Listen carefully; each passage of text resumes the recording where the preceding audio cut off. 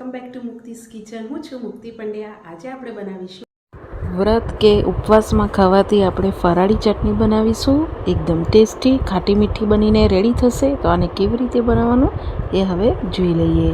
તો ફરાળી ચટણી બનાવવા માટે સૌથી પહેલાં અહીંયા મેં એક મિક્સર જારમાં અડધો કપ જેવી કોથમીર લીધી છે, જેને ફ્રેશ ધોઈને તમારે લઈ લેવાની, અને સાથે 10થી 12 લીલા મરચાંના ટુકડા લેવાના, અને પછી અડધી વાટકી જેવા અહીંયા આપણે સિંગદાણા લેવાના છે.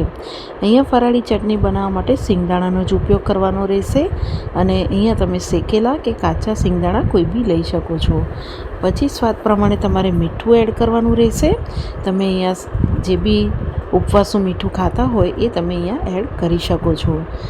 મીઠું અહીંયા એડ થઈ જાય પછી તમારે આને અધકચરું પીસીને રેડી કરી લેવાનું છે. તો આ રીતે તમારે પાણી વગર પહેલાં અધકચરું પીસીને રેડી કરી લેવાનું, અને પછી પીસાઈ જાય પછી તમારે અહીંયા કેટલી જાડી પતલી ચટણી કરવી છે એ પ્રમાણે તમારે પાણી એડ કરવાનું રહેશે. પાણી એડ થઈ જાય પછી આને અંદર એડ કરીશું અડધીથી 1 ચમચી જેવી આપણે સાકર એડ કરીશું.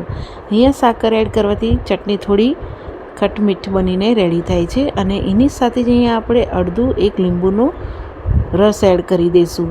તો અડધી ચમચી જેવું લીંબુનો રસ એડ કરી દેવાનો, અને આને એકદમ સ્મૂથ પેસ્ટ બનાવીને ચટણી તમારે ગ્રાઇન્ડ કરીને રેડી કરી લેવાની છે. તો હવે આને આપણે ગ્રાઇન્ડ કરીને રેડી કરી લઈએ. તો અહીંયા તમે જોઈ શકો છો કે આપણી ફરાળી ચટણી બનીને રેડી છે. આ રીતે ચટણી તમે વ્રત કે ઉપવાસમાં બનાવીને ખાઈ શકો છો. તમને જેની સાથે ભાવે તમે એની સાથે આ ખાઈ શકો છો. આ રીતે ફરાળી ચટણી તમે ખટમીઠ બનાવીને તમે ફ્રીજમાં અઠવાડિયા માટે બી સ્ટોર કરી શકો છો.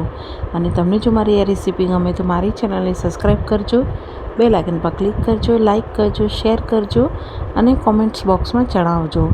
Thank you for watching.